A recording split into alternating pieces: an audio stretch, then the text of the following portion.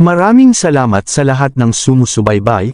Please subscribe and follow my YouTube and Facebook channel, Filipino Novel. Maraming salamat po. Kabanata 1761. Haha, isang level 3 Royal Saint. Nagulat ka ba? Tumawa si Severin. Isang simpleng pangungusap lang ay sapat na para ipahayag ang hindi inaasahang revelasyon na halos ikahilo ni Terry. Matapos mawala ang dalawang malalaking dragon, nagpatuloy ang sword energy ni Severin sa makapangyarihang landas patungo kay Terry.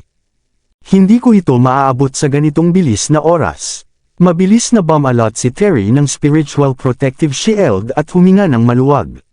Gayunpaman, napinsala ng atake ni Severin, at mabilis nitong nasira ang manipis na shield. Nang tumama ang hiwa, lumitaw ang isang malaking sugat sa dibdib ni Terry. Damaloy ang dugo at halata rin ang kanyang mga buto. Hindi pwede ito. Pinaghirapan kong maabot ang level 2 Royal Saint. Paano mo naabot ang level 3? Umiiling-iling si Terry. Namutla ang kanyang mukha habang nakatuon ang tingin sa malagim na sugat.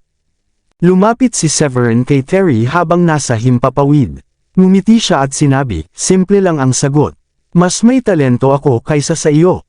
Pagkatapos ay naglaslas si Severin ng isa pang hiwa, na nagdulot ng nakamamatay na sugat sa leeg ni Terry. Sa loob ng ilang segundo, bumagsak na si Terry mula sa himpapawid. Pinatay niya si Terry. Bamuka ang bibig ng chubby na lalaki at tuluyang nagulat sa nakita. Level 3 Royal Saint siya, Level 3 Royal Saint. Takas. Nagutos ang isa pang disipulo ng High World Sect na tumakbo ang lahat matapos mapagtanto na wala silang pag-asa laban sa isang may ganoong taas na attainment. Huwag kayong mag-isip na tumakas. Hindi papayagan ni Tamara at Heidi ang kanilang mga kalaban na makatakas ng ganoon kadali. Sinundan nila ito ng walang tigil dahil mataas ang kanilang kumpiyansa matapos mamatay si Terry. Alam ng dalawang babae na madali nilang mapapabagsak ang mga lalaki isa-isa. Kumislap ang katawan ni Severin at lumapit sa isa sa mga tumatakbong disipulo. Hindi naglaon, ang tatlong disipulo ng High World Sect, na lahat level 1 Royal Saints ay nasawi na. Yay! Nakakuha tayo ng 8th grade spiritual weapon, at puno ng maraming spiritual herbs ang storage ring ni Terry, masigla na anunsyo ni Elsa. Bilang siya ang responsable sa pagkuha ng mga nakuhang bagay, lumipad siya papalapit kay Severin at sinuri ang storage rings ng mga patay. Sumunod kina Severin sina Tamara at Heidi. Utang namin ang buhay namin sa iyo, Elder Severin. Wala na sana kami kung hindi ka dumating sa tamang oras. Tumingin si Heidi kay Severin nang may lumalaking paghanga, dahil hindi niya inakala na taglay ni Severin ang kamanghamanghang kakayahan sa pakikipaglaban bukod pa sa kahanga-hangang talento sa alchemy. Halos kalahating buwan pa lamang simula nang pumasok sila sa Paradise Secret Realm, ngunit nakamit na niya ang level 3 Royal Saint. Sumama si Tamara sa pagpapahayag ng kanilang pasasalamat. Utang namin ang buhay namin sa iyo, Elder Severin. Hindi sapat ang mga salita para ipahayag kung gaano kami nagpapasalamat. Ngumiti si Severin at sumagot, hindi ninyo kailangan maging sobrang formal. Lahat tayo ay mga disipulo ng Sky Blue Sect, kaya tungkulin kong tulungan kayo. Sa isang simpleng galaw ng kanyang kamay, kinuha niya ang 4 na 4th grade high rank pills. Maaari kayong magkaroon ng 2 bawat isa.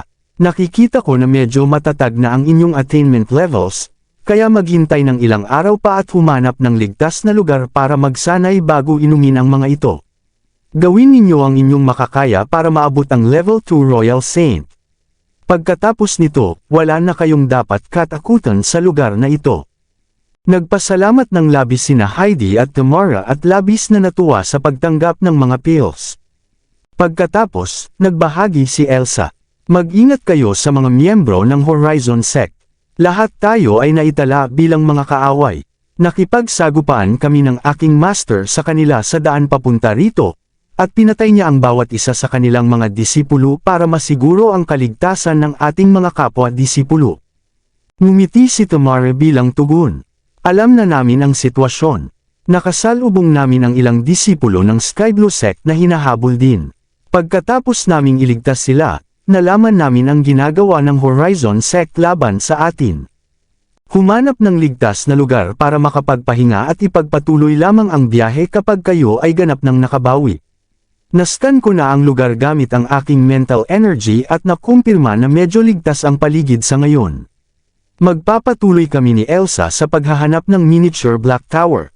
Pinanood sila ni Tamara na umaalis at tiningnan si Severin ng may paghanga. Hindi ko inasahan na maabot na ni Elder Severin ang level 3 Royal Saint. Talagang walang kapantay ang kanyang talento. Sumang-ayon si Heidi ng may ngiti. Oo, nag-aalala ako na baka hindi niya kayanin na labanan si Terry, pero lumalabas na lumampas ang kanyang attainment level sa kay Terry. Maling-mali tayo sa paghuhusga.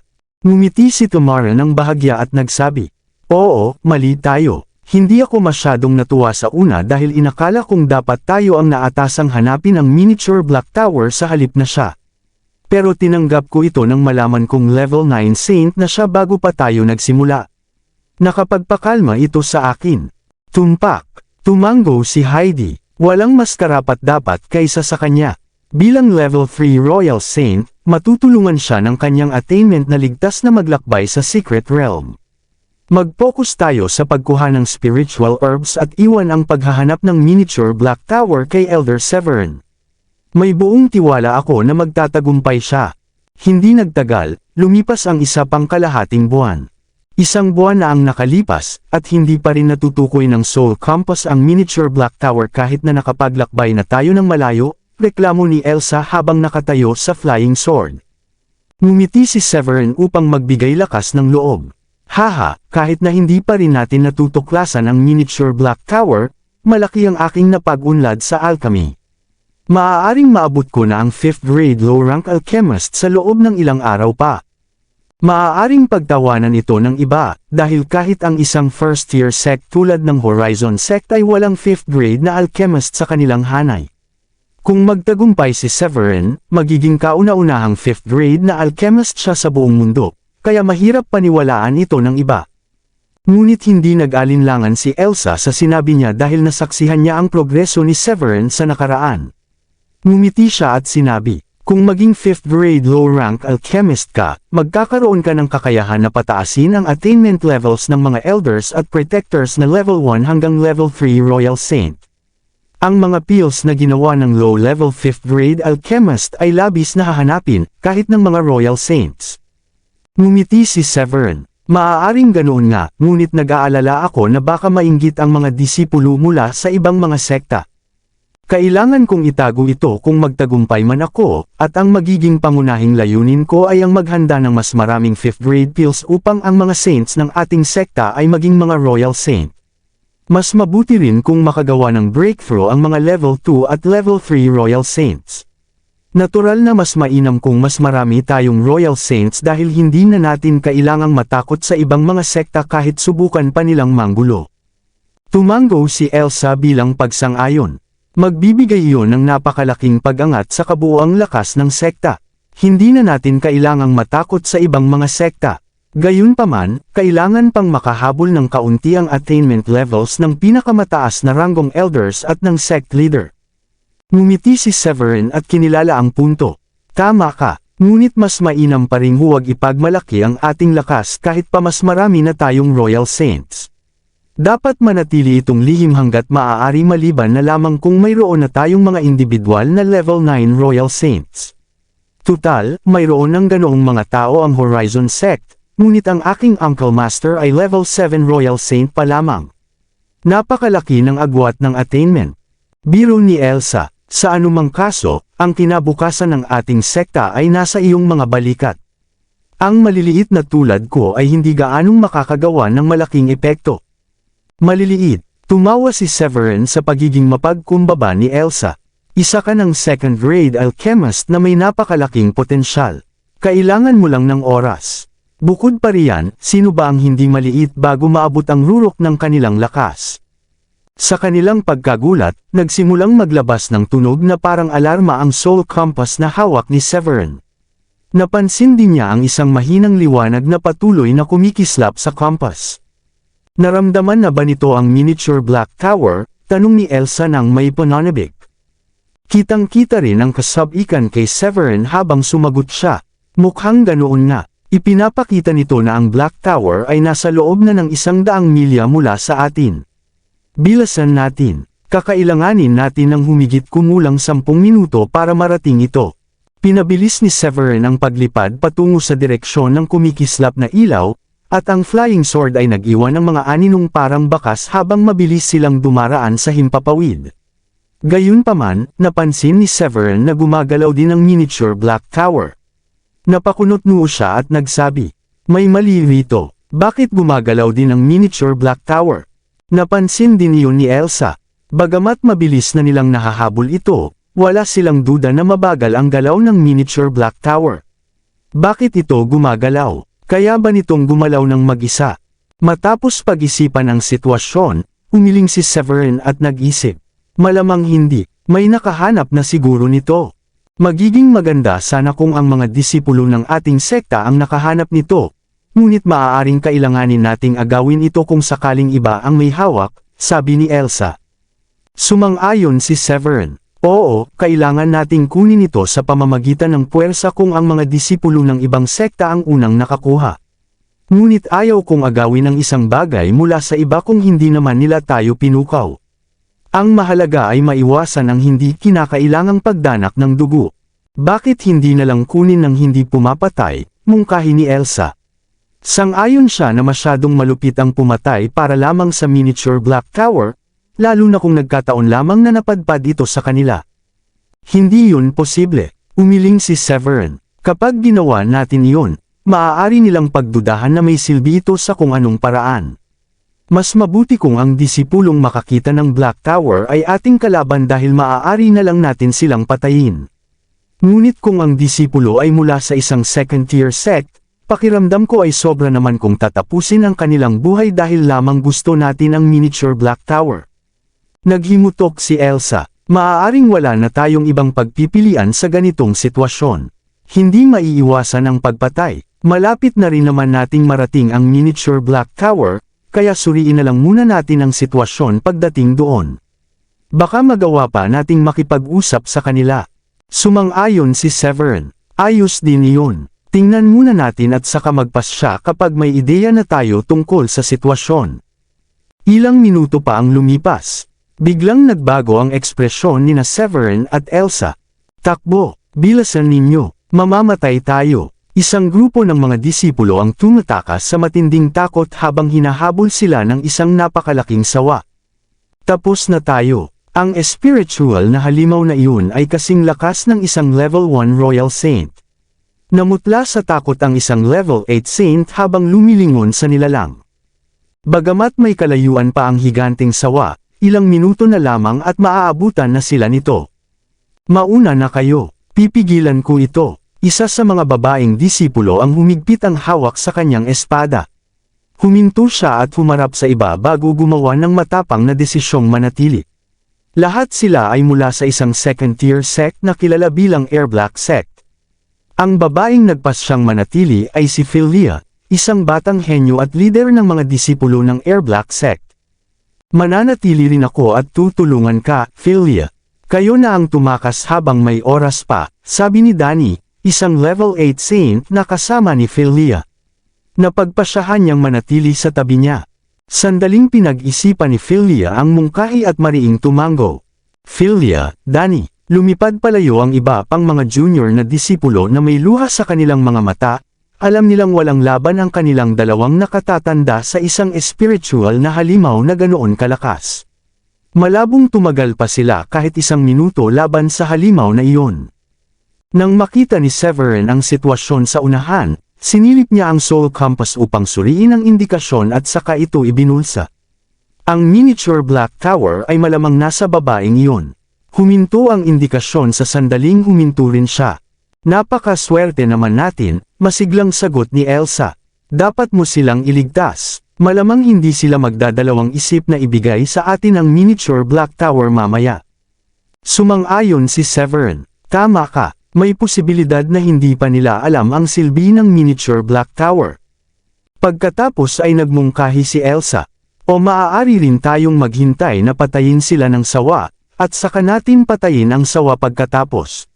Kapag patay na ang sawa, madali na nating makukuha ang Black Tower nang hindi nagdudulot ng anumang hinala.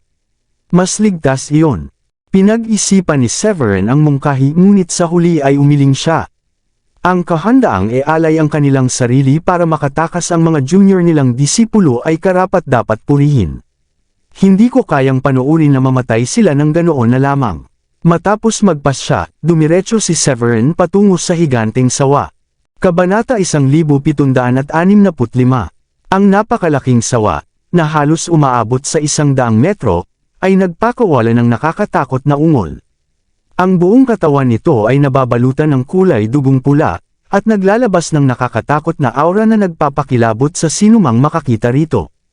Ang mas nakakatakot pa ay ang katotohanan na ang espiritual na hayop ay umabot na sa antas ng isang level 1 Royal Saint, na ginagawa itong isa sa pinakamalakas na nilalang sa Secret Realm. Soaring Dragon Slash, Sky Dragon Feast. Ginamit ni Philia at Danny ang kanilang pinakamalakas na teknik upang ilunsad ang ilang malalakas na atake. Gayunpaman, lahat ng kanilang atake ay napawalang bisa nang umungol ng malakas ang sawa. Gumagamit ba ito ng sonic attack laban sa atin? Namutla si Danny sa pagkagulat. Wala siyang magawa kundi manood sa pagkawasak ng kanilang mga atake ng malakas na ungol ng sawa. Nakadama rin ng takot si Philia dahil naunawaan niya ang napakalubhang sitwasyon na kinahaharap nila. Nalulunod tayo ngayon. Hindi ko kayang tiisin ang pag-atake ng nilalang na ito ng higit sa ilang segundo, lalo na ng 1 minuto. Sa sandaling iyon, binuksan ng sawa ang bibig na nabahira ng dugo at sumugod sa kanila. Sa tamang oras, may lumitaw na katawan at tumayo sa tabi ng ulo ng sawa at nagbigay ng mabilis na sipa na nagtulak sa hayop palayo. Bang! Isang malabong kalabog ang narinig habang ang ulo ng sawa ay napunta sa ibang direksyon. Nawalan ng balanse ang sawa at bumangga sa isang malapit na puno na naputol sa gitna. Nagulat sina Danny at Philia matapos nilang tanggapin ang kanilang kapalaran. Hindi nila inasahan ang tulong sa sandaling iyon na dapat sana ay kanilang huling sandali. Bukod pa rito, ang sawa na kanilang kinaharap ay level 1 Royal Saint, ngunit ang kanilang tagapagligtas ay nakaya itong kontrolin ng may ganitong kadali na tila hindi ka panipaniwala. Salamat sa pagtulong sa amin, Ginoo. Nang makita nila ng mabuti ang kanilang tagapagligtas, nakilala nila ito bilang kasapi ng Sky Blue Sect batay sa kanyang kasuotan. Isang babae ang nakatayo sa isang flying sword sa ilang distansya, at ang kanyang kasuotan ay nagpapahiwatig din na siya ay kabilang sa parehong sekta. Base sa kanyang damit, mula siya sa Sky Blue Sect, aniya ni Danny matapos makita ang kasuotan ni Severin. Tumango si Philia at nakadama ng labis na paghanga. Ang kadalian ng pagharap ni Severin sa higanting sawa ay maaaring ipaliwanag lamang sa posibilidad na siya ay level 2 Royal Saint. Lumingon si Severin sa dalawa at ngumiti ng kalmado. Nagpasya akong tumulong dahil naantig ako sa inyong kahandaang ialay ang inyong buhay para sa inyong mga kapwa kasapi sa sekta. Ang gwapo mo. Kitang-kita ang paghanga ni Philia sa kanyang mga mata habang tinitingnan si Severin. Madaling maengganyo sa isang lalaking kasing gwapo at malakas niya. Paalala ni Danny, pakiusap, babaan mo ang boses mo. Hindi angkop na sabihin iyon sa isang kakakilala mo lang. Muling nagpakawala ng nakakatakot na ungol ang napakalaking sawa. Nagalit ang napakalaking sawa matapos matapik. Nagpakawala ito ng malakas na ungol at inihampas ang napakalaking buntot nito patungo kay Severin. Hehe, ito na ang katapusan mo, natawa si Severin. Mabilis niyang inilabas ang isang 7th grade spiritual sword mula sa kanyang gamit at nagpasabog ng espiritual na enerhiya sa talam bago ito inihampas. Ang espada na pinagana ni Severin ay hinati ang makapangyarihang hayop sa dalawa, sa kabila ng napakatigas nitong balat. Umindayog ang sawa sa lupa ng ilang sandali bago ito tuluyang namatay. Ang lakas mo ay kamangha-mangha. Ang mga atake ng aming mga kapwa-disipulo ay halos hindi nakakaapekto sa hayop, ngunit pinatay mo ito sa isang hampas lamang. Namangha talaga si Danny sa lakas ni Severin dahil ito ay lampas sa kanyang imahinasyon. Ngumiti si Severin at lumapit sa kanila, habang si Elsa ay sumakay sa espada papunta sa kanila. Salamat sa pagligtas sa aming buhay, taos pusong nagpasalamat sina Philia at Danny. Hinalungkat ni Philia ang kanyang gamit at kinuha ang ilang 5th grade spiritual herbs. Maari mo bang tanggapin ang mga ito bilang pasasalamat? Sumunod si Danny at kinuha ang kanyang bahagi ng 5th grade spiritual herbs. Mayroon din ako. Heto, tanggapin mo. Ito ang pinakamaliit na bagay na maibibigay namin bilang pasasalamat.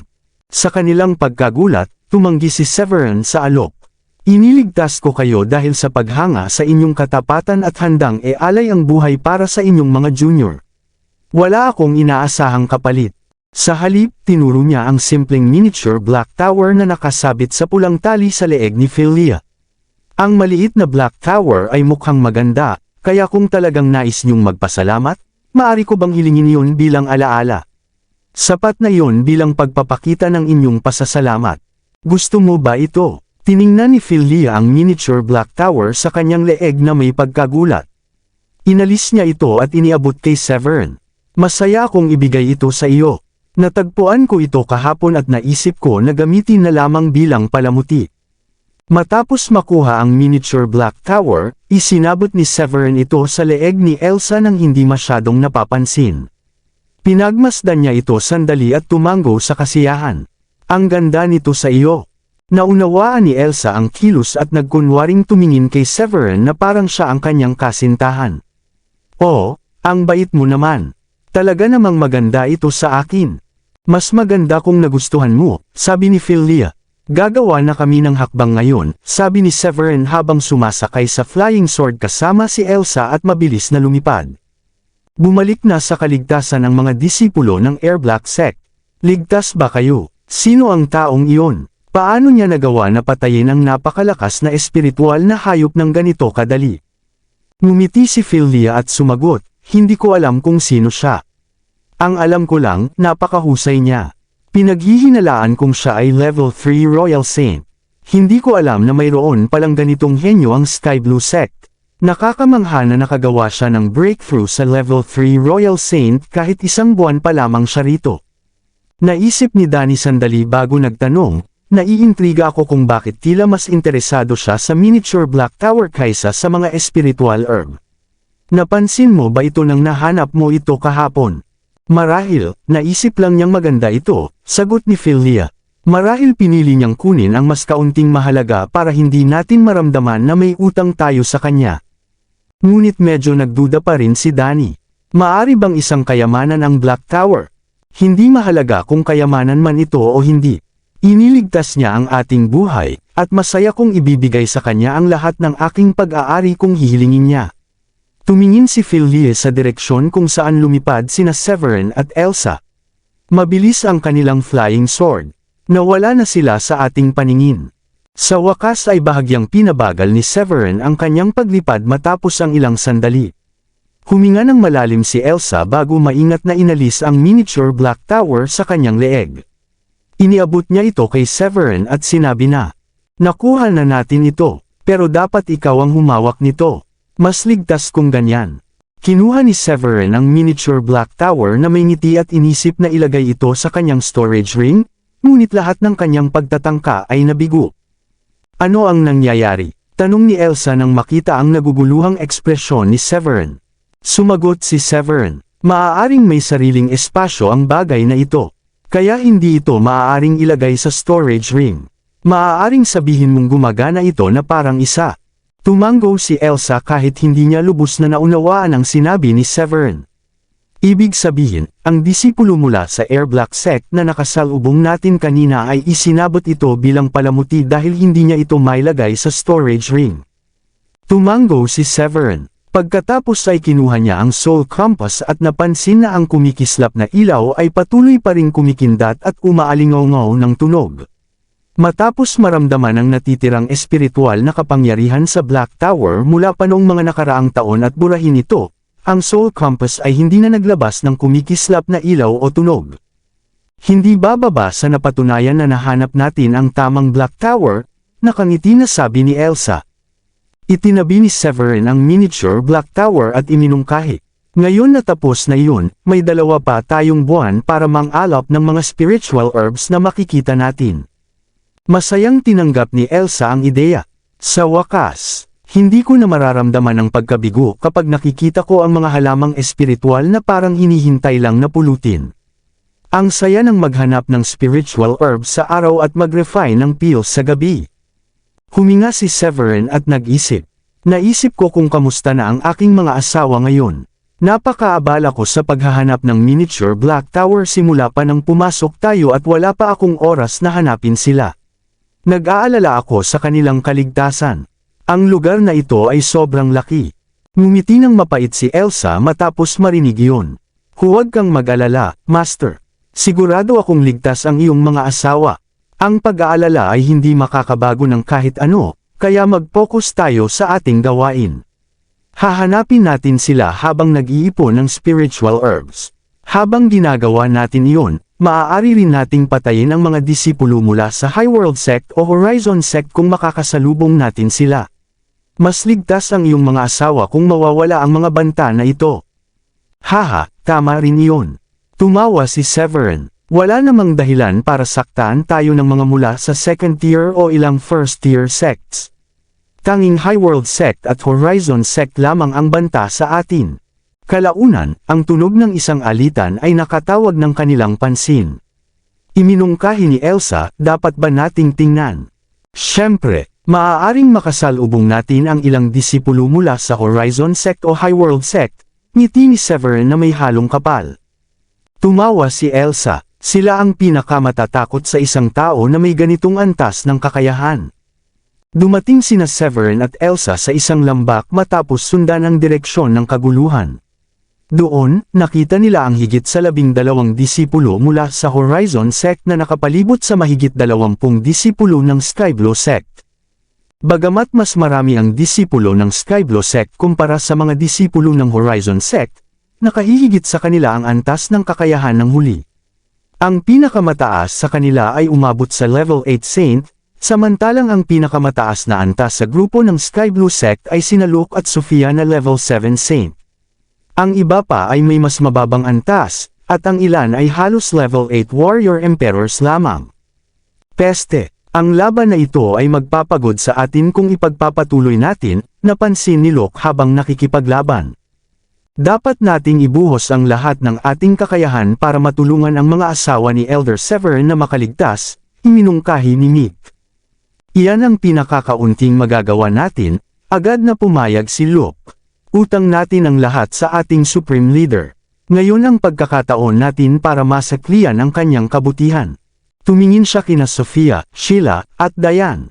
Sophia, Sheila, Diane, gagawa kami ng pagkakataon para makaligtas kayo at makalabas ng gubat. Kung ibubuhos namin ang lahat ng aming lakas, marahil ay magkakaroon tayo ng sapat na puwang para sa inyong pagtakas.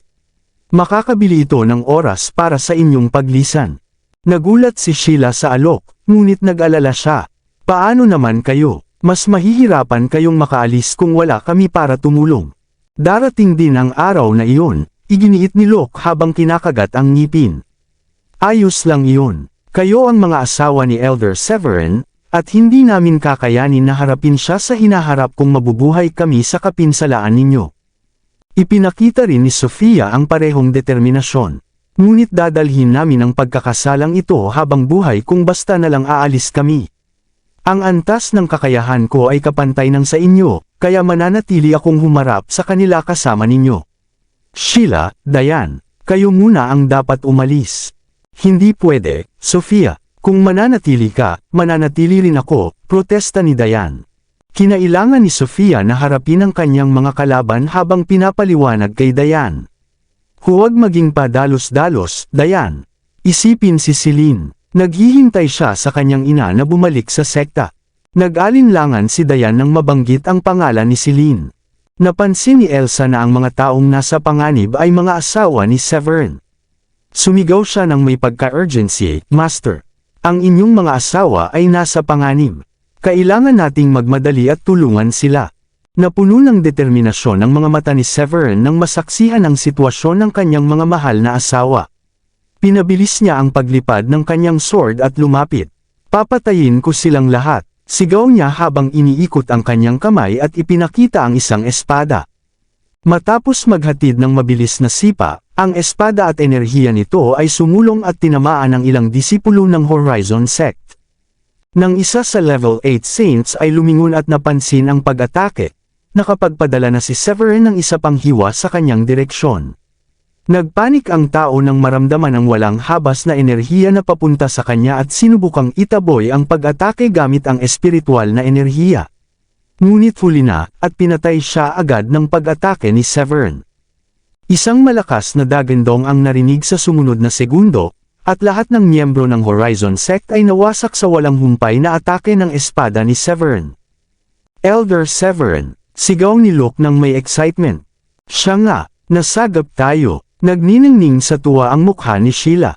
Mukhang mabubuhay tayo para makipaglaban muli.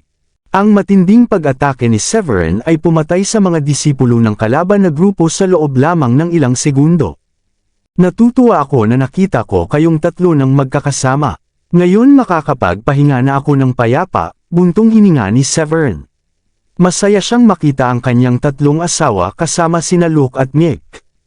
Itinuturing ni Severin na kaibigan sina Luke at Mick kahit na sila ay naging disipulo na ng Skyblue Sect at hindi na lamang miyembro ng Dracodeus Temple. Dinala niya sila sa sekta nang una siyang dumating, kaya inaasahan niyang makikita silang umunlad sa sekta. Hindi ko inasahan na narito rin kayo, lumapit si Sheila kay Elsa nang may sigla. Ngumiti si Elsa at sumagot, swerte ko. Nakita ko agad si Master pagkatapos pumasok sa Secret Realm, kaya naghahanap kami ng miniature Black Tower sa araw at nagpa-practice ng alchemy sa gabi. Marami na akong progreso sa nakaraang ilang linggo. Ngayon ba ay isang second grade low rank alchemist ka na? Tanong ni Sheila nang may curiosity. Mali, sagot ni Elsa. Pagkatapos ay ipinagmamalaki niya, ngayon ay isang second grade medium rank alchemist ako. Hindi masama, di ba? Nakakamangha ang progreso mo. Tuwang-tuwa si Sheila. Tumingin si Severin kay Diane at nagtanong, nagkaroon ba kayo ng panganib kamakailan? Ngumiti si Diane at nagsabi, ang engkwentro nakakalipas lang ang pinakamapanganib. Nakasalubong ko si Sofia pagpasok namin sa realm, at mabilis naming natagpuan si Sheila. Habang lumilipas ang oras, nakapagdagdag kami ng mas maraming tao sa amin. Nakalikom kami ng maraming spiritual herbs, at hinarap ang iba't ibang spirit beasts, at pinahusay ang aming kakayahan. Hindi namin inasahan na makakatagpo kami ng grupo ng mga disipulo ng Horizon Sect kanina. Wala kaming laban sa kanila kahit na mas marami kami. Tumango si Mick. Oo, nakaligtas lang kami dahil dumating ka sa oras, Elder Severin. Patay na sana kami kung hindi ka dumating. Habang nagsisimula ang grupo sa pagkuha ng mga nakuha, napansin ni Luke ang mga bangkay. Napakalaking pagkawala ito para sa kanilang sekta. Ngumiti si Severin ng malamig at nagsabi, ang nangyari rito ay mananatili rito, pero hindi naman tayo magkakaroon ng problema kung kumalat ang balita.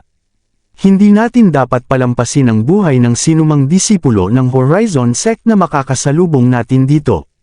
Si Sheila, na nasa pagkabigla pa rin sa nakaraang pangyayari, ay nagpahayag ng kanyang galit. Oo, kung ipapakita nila ang kanilang galit sa atin, hindi dapat sila magtaka kung ganyan din ang itatrato natin sa kanila. Kailangang matutunan ng Horizon Sect ang leksyon mula rito. Hindi napigilan ni Diane ang pagtawa nang marinig iyon. Kahit na hinala nila nakasangkot ang mga disipulo ng ating sekta, hindi nila mapapatunayan kung tatanggi lang tayo. Maya-maya pa, napansin ni Severin, palapit na ang gabi. Halos lumubog na ang araw, kaya panahon na para maghanap tayo ng lugar para magpahinga.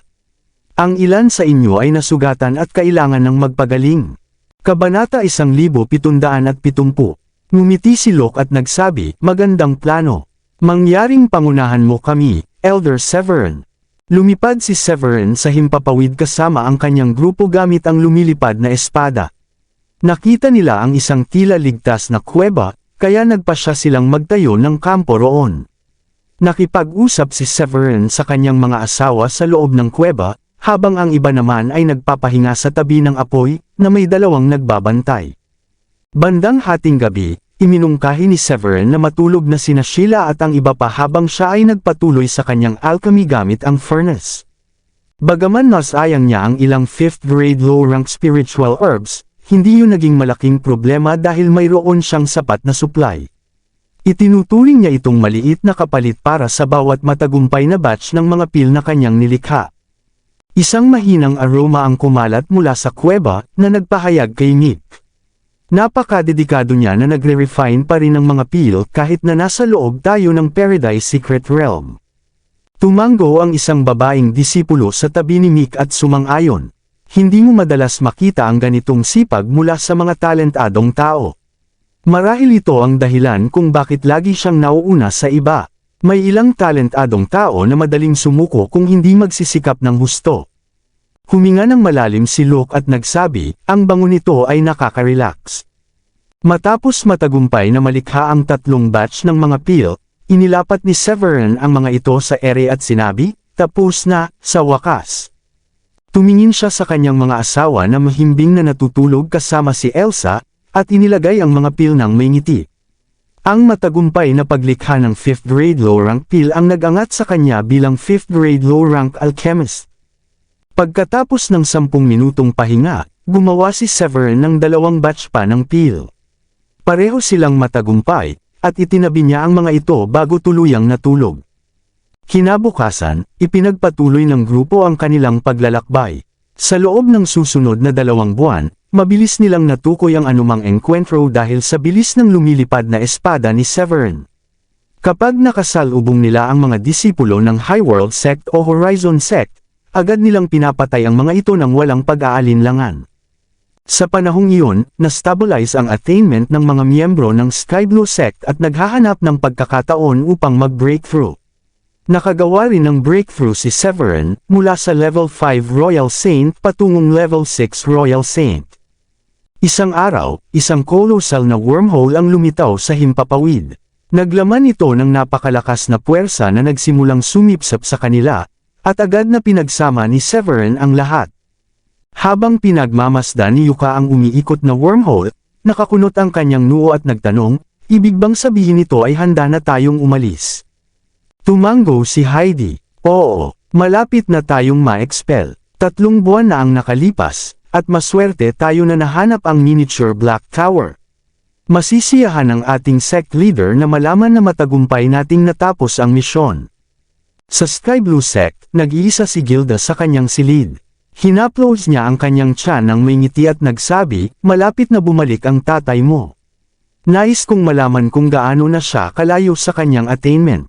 Siya ay isang talentado, kaya kailangan mo rin magsikap at maging karapat-dapat sa kanyang pamantayan. Isinuot ni Gilda ang maluwag na damit at lumabas ng kanyang silid. Sa labas, nakangiti si Woolrich habang nakikipaglaro ng chess kay Felipe, ang dakilang elder. Alam ni Felipe na buntis si Gilda kay Severin, at kasing tuwa niya kay Woolrich. Gayunpaman, pansamantala itong itatago, at tanging silang 3 lamang ang nakakaalam ng impormasyon.